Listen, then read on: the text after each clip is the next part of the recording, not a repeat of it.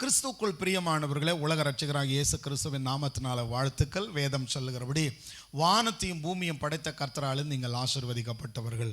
தேவனாகிய கர்த்தர் நல்லவர். இந்த உலகத்தில் பாடுகள் இல்லாமல் வாழ்வதற்கு தேவன் சில வேத வார்த்தைகளை நமக்கு கற்றுக் கொடுத்திருக்கிறார். இந்த உலகத்தை பாருங்க, அது ரொம்ப பாடுகள் நிறைந்ததாக இருக்கிறது. நல்லா படைக்கப்பட்ட உலகம் எப்போ இப்படி மாறிச்சு அப்படின்னு சொன்னால், ரோமருடைய புத்தகம் 5வது அதிகாரம் 17ஆம் வசனம் சொல்லுகிறது, ஒருவனுடைய மீறுதலினாலே மரணம் ஆண்டு கொண்டிருக்க.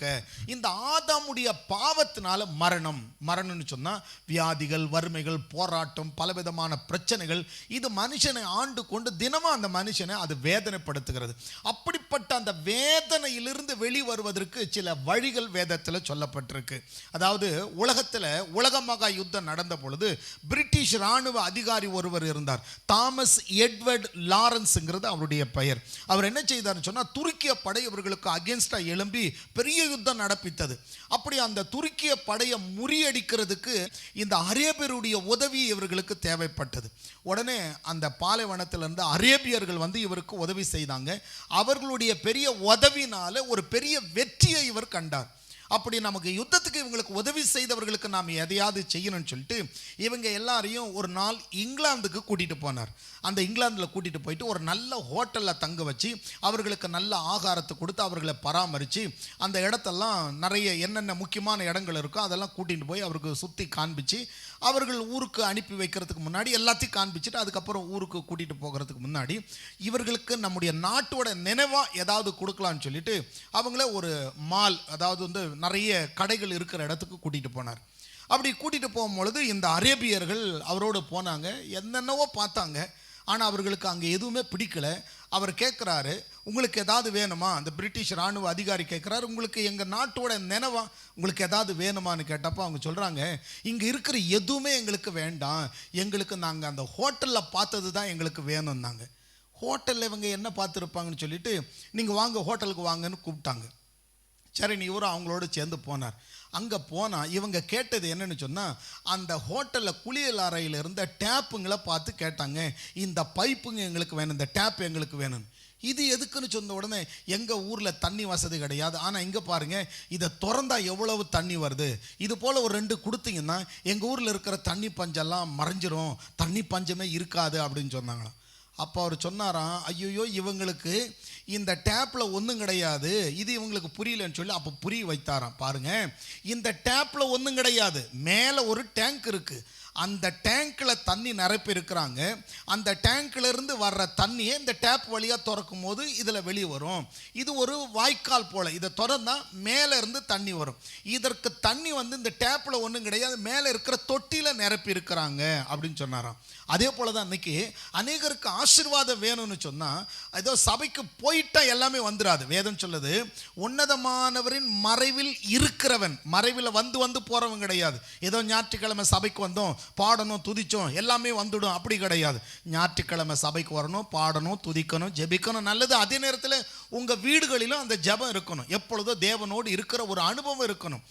வேதத்தில் நீதிமொழிகள் புத்தகம் 28வது அதிகாரத்தில் 20வது வசனம் சொல்லுகிறது, உண்மையுள்ள மனுஷன் பரிபூர்ண ஆசீர்வாதங்கள் கேட்கலாம் அப்படின்னு எழுதலை, உண்மையுள்ள மனுஷன் பரிபூர்ண ஆசீர்வாதங்களை பெறுவான் என்று தான் எழுதப்பட்டிருக்கு. உண்மையாக இருந்தாலே அவனுக்கு வந்து சேர்ந்துடும்.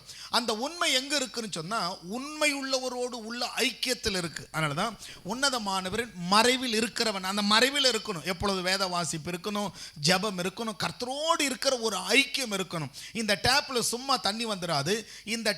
அந்த டேப் வந்து டேங்கோட கனெக்ட் பண்ணி இருக்கிறதுனால தான் அந்த டேங்கில் இருக்கிற தண்ணி இந்த டேப்புக்குள்ளே வருது. இன்னும் கூட கவனித்து பார்த்தீங்கன்னு சொன்னால், இப்போது அப்போஸ்தலருடைய புத்தகம் 8வது அதிகாரத்துக்கு போனீங்கன்னா அங்கே மாயவித்தக்கார ஒருத்தர் இருக்கிறான், சீமோன்னு சொல்லி ஒருத்தர். அந்த இடத்துல பிலிப்பு போய் அந்த இடத்துல நிறைய ஜனங்களுக்கு பிரசங்கம் பண்ணுறார், நிறைய அற்புதங்கள் எல்லாம் நடக்குது. இதை பார்த்த உடனே அநேக ரட்சிக்கப்பட்ட ஞானஸ்தானம் எடுக்கிறாங்க. இந்த மாயவித்தக்காரனாகிய சீமோனை அங்கே ஞானஸ்தானத்தை எடுத்துக்கிறான். உடனே பேதுரும் யோவான் அந்த இடத்துல வந்துட்டு அந்த ஜனங்களை பார்த்து, நீங்கள் பரிசுத்தாவியை பெற்று இருக்கிறீங்களா அப்படின்னு கேட்ட உடனே இல்லைன்னு சொல்லும் பொழுது அவர்கள் மேலே கைகளை வைக்கும் பொழுது அவங்களாம் பரிசுத்தாவியை பெற்றுக்கொள்வாங்க, ஆவியில் நிரம்புவாங்க.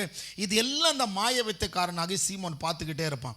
உடனே போயிட்டு பேதுருக்கிட்ட கேட்குறான், நீங்கள் நீங்கள் எப்படி ஒருத்தர் மேலே கையை வச்சா அவங்க பரிசுத்த ஆவியை பெற்றுக்கொள்கிறாங்களோ அதே போல் நானும் பெற்றுக்கொள்வதற்கு எனக்கு அந்த வரத்தை கொடுங்க, உங்களுக்கு எவ்வளவு பணம் வேணா தரேன்னு பணத்தை கொண்டுட்டு போய் அவங்க கிட்ட கொடுக்க போகிறோம். அப்போ அவங்க சொல்லுவாங்க, தேவனுடைய வரத்தை நீ பணத்தை வைத்து வாங்கலாம்னு நினைக்கிறியா அப்படின்னு சொல்லி அவனை பிடிச்சி பேதுரு திட்டுறதை அப்போஸ்தலருடைய புத்தகம் 8வது அதிகாரம் 18வது வசனத்தில் 19வது வசனத்திலும் வாசிப்பீங்க. இப்போ இந்த அற்புதங்கள் எப்படி நடக்கிறது அப்படின்னா, இது பணத்தை வச்சு வர்றது கிடையாது, இது உறவில் இருக்கிறது. எந்த மனுஷன் தேவனுடைய உறவில் இருக்கிறானோ அந்த மனுஷனுக்கு அற்புதங்கள் நடக்கும். அப்போஸ்தலர் 3வது அதிகாரத்துக்கு வந்தீங்கன்னு சொன்னா, ஒரு தாயின் வயிற்றிலிருந்தே சப்பானியா பிறந்தவனை பேதுரு என்ன செய்யறாரு, அவன் கையை பிடிச்சு தூக்கி விட்ட உடனே தாயின் வயிற்றிலே சப்பானியா பிறந்தவன் எழுந்து நடக்க ஆரம்பிக்கிறான்.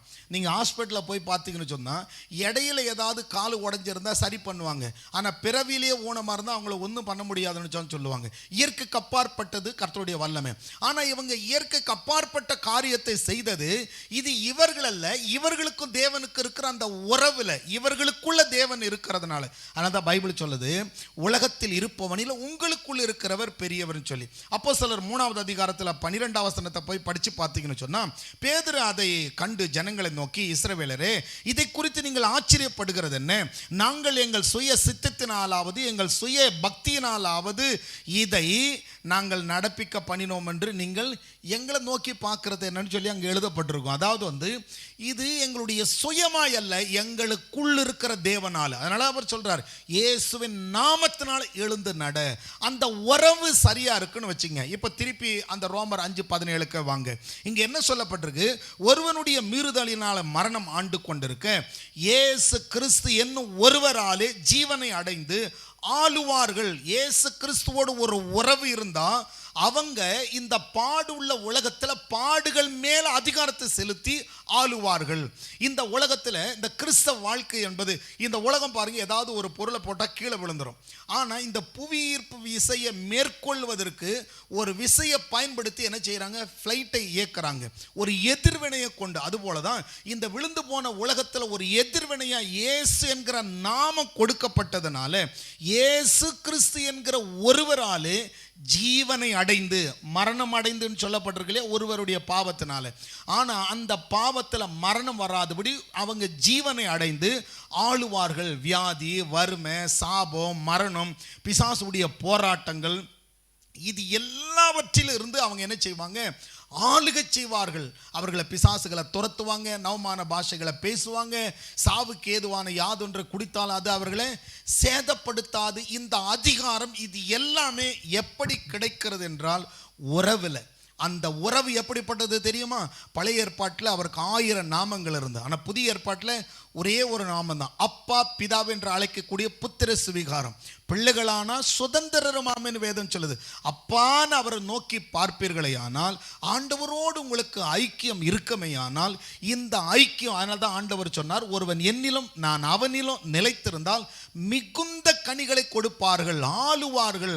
இந்த உலகத்தில் அவர்கள் ஆசீர்வாதமாக இருப்பார்கள். தேவனோடு ஒரு மனுஷன் இருக்கும் பொழுது உள்ளும் புறமும் நல்ல மேய்ச்சலை கண்டடைவான். ஆகையினால உங்க உறவை புதுப்பிங்க, டெய்லி ஜெபம் பண்ணுங்க. உங்க வீடுகளில் பாட்டு இருக்கட்டும், ஜெபம் இருக்கட்டும். வீணான காரியங்களுக்கு செவி சாய்க்காம, குறை சொல்ற மக்களோடு பழகாம, வேதம் சொல்லுது, பரியாசக்காரர் உட்கார்ற இடத்துல கூட உட்காராதீங்க, தேவனோடு ஐக்கியமா இருங்க. இந்த உறவு உங்களுடைய வாழ்க்கையில பெரிய காரியங்களை நடப்பிக்கும். உங்கள் உறவு சரியா இருக்கா?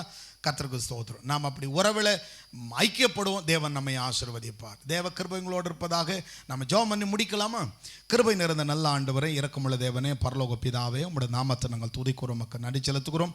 கேட்ட வேத வார்த்தையின்படி தேவனோடு உள்ள அந்த உறவை புதுப்பிக்க கர்த்தர் கிருபைத்தார்.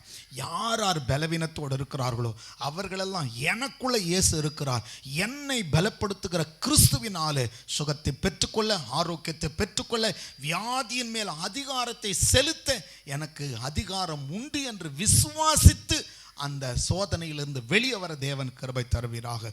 இவர்கள் கையீடு செய்கிற வேளையில் நஷ்டத்தை மேற்கொள்ள, கஷ்டத்தை மேற்கொள்ள, சாபங்களை மேற்கொள்ள, தரித்திரத்தை மேற்கொள்ள, பாடுகளை மேற்கொள்ள தேவன் வரங்களை, வல்லமைகளையும் கிருபைகளையும் தயவாய் கொடுத்து ஆசீர்வதிப்பீராக. விசுவாசத்தினால் நீதிமான் பிழைப்பான் என்றபடி, விசுவாசிக்கிறவன் பதறான் என்றபடி பதறாமல் இயேசு கிறிஸ்து என்னும் ஒருவராலே ஜீவனை அடைந்து ஆளுவார்களாக, இந்த உலகத்தில் வாழ்ந்திருப்பார்களாக.